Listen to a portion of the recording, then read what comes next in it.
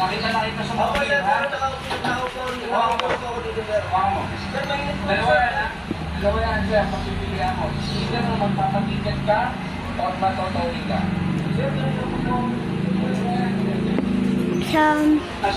Tissue. Tissue ko. Wait for me, I can get some water.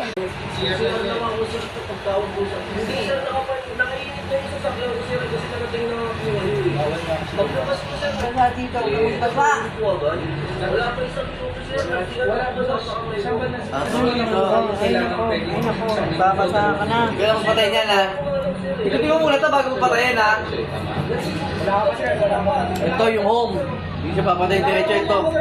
Buti mo yan, mawawala yan. Tayo mo lang. Kung saan mo patayin. Ganun lang. Subukin mo, ha?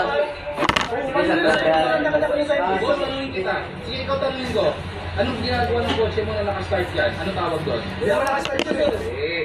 Ang tanong ko nga kahit May parking ako nila yung may parking ako dito. May swimming pool lang sa loob, sir. Kaya kami na sa ayun, may parking kayo, ginawa ng swimming pool. Ngayon lang magkaroon ng swimming pool, sir. Alam mo yun. Kapag nakapark ka sa kalsadang bawal, Hindi naman kayo nalalaman. malalalo kayo pagkasa tama kayo. Tama.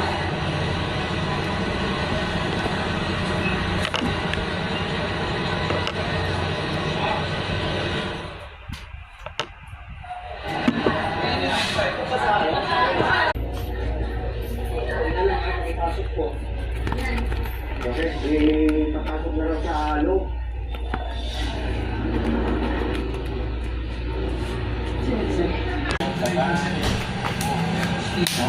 Yes, we understand that you want to solution, but still the fact is you're encroaching the sidewalk. The sidewalk is public property. It cannot be, it will never be na pwede mo at extension ng bayan.